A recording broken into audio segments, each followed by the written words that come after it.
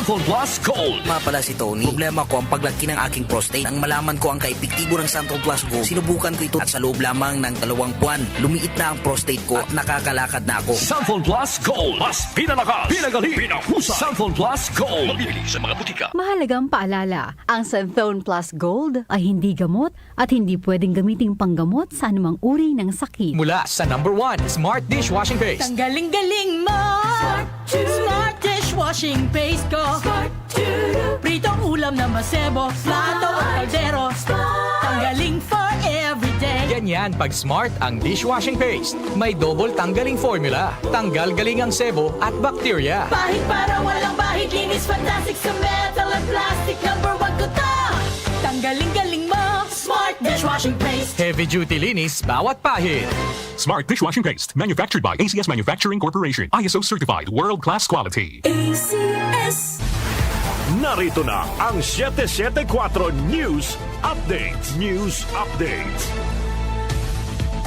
Narito na ang mga balita sa oras na ito, hatid sa inyo ng 774 News Team.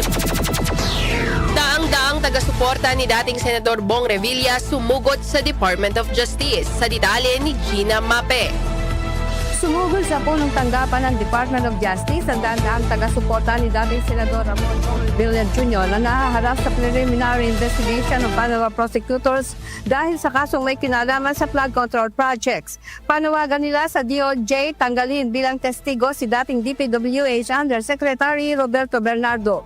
Sigaw ng mga taga-suporta ng dating senador, dapat paragutin sa kaso si Bernardo dahil siya nila ang kapural ng mga naganap na anomalya sa flood control projects. Si Bernardo anila bilang opisyal ng DPWH sa tagapagpatupad ng flood control projects. Kung may dapat anilang managot sa naturang anomalya at kung may dapat kasuhan at ikulong, dili iba nila at si Yusek Bernardo. Hindi nila dapat ikulong at titisin si Revilla na walang kasalanan, lalo na at isinuko pa niya ang sarili sa mga law enforcement agency matapos maglabas ng warrant of arrest sa Sandigan Bayan upang siya ay dakpin. Si dating Senador Revilla ay kasalukuyang sumasalang sa preliminary investigation ng DOJ sa kinakaharap na kasong plunder at ito ay may kaugnayan sa flood control project. Ako si Gina Mape ng DWWW 774, your ultimate music radio. Maraming salamat, Gina Mape. Samantala, Senador, inatasan ng DOTR na sampahan ng kasong kriminal ang Allison Shipping Lines. Sa detalye ni Conde Batak. Pinasasampahan ng kasong kriminal ni Senator Raffy Tulfo ang Allison Shipping Lines, ang operator ng lumubog na barko na MV Tricia Kirsten 3 sa Basilan kung saan 52 ang nasawi at nasa 24 pa ang nawawala. Sa joint hearing ng Senate Committees on Public Service at Public Works, inatasan ni Tulfo na Chairman ng Public Services Committee ang Department of Transportation na wag lang administrative case ang isampa laban sa kumpanya. Paliwanag ni DOTR Assistant Secretary Manuel Cabuchan III, partial pa lang ang investigation report at makukumpleto ang pagsasampa ng kaso kapag natapos na ang retrieval ng lumubog na barko. Pero hindi tinanggap ni Senator Raffy na administratibo lang ang ikakaso sa may-ari ng Allison Shipping dahil mula 2019 ay tadtad na ng mga paglabag ang kumpanya na aabot sa 32. Bukod dito, 31 taon na ang barko na dapat pinagre-retiro na pagsapit ng ika-30 taon pero nakapaglayag pa rin at nabigyan pa ng safety certification. And ang sabi ko nga po kanina, the investigation report po is still partial, subject po dun sa retrieval pa po ng vessel, so we can I understand, Asek. I understand. I know what you're saying. Yes, I can follow you. Pero my point is, binanggit mo na mismo kanina na marami silang lapses, marami silang pagkukulang. Kaya nga magpapile kayo ng kaso left and right kung kani-kanino. Pero bakit walang criminal case against dito sa may-ari ng barko? Bakit administrative lang? It's just a slap on the wrist? Heck no. Maliban sa Allison Shipping Lines, pinakakasuhan din ni Tulfo sa DOTR ng criminal cases ang mga tauhan ng Philippine Coast Guard at Marina na nagpabaya sa insidente. Iniharap din sa pagdinig ang mga kaanak ng mga survivors at mga nasawi sa paglubog ng barko para idulog ang pahirap na dinanas nila bago makatanggap ng tulong.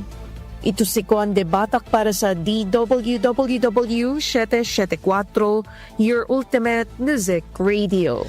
Maraming salamat, Conde Batak. Yan po ang mga balita sa oras na ito. I-like, i-share at mag-subscribe sa DWWW YouTube account para sa karagdagang balita.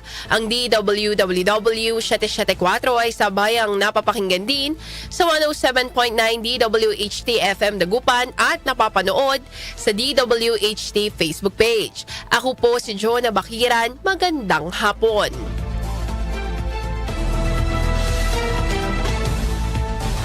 Inyong napakinggan ang 774 News Update. News Update.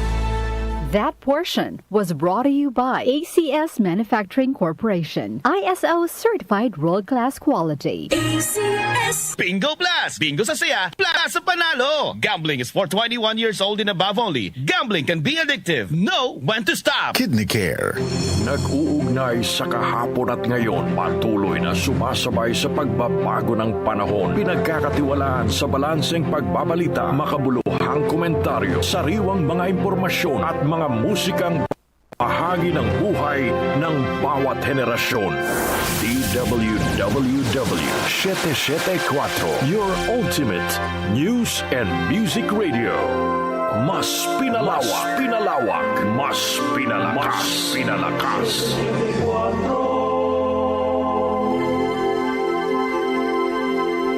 Ikaw, ako at ang awit, kasama si Larry Damian.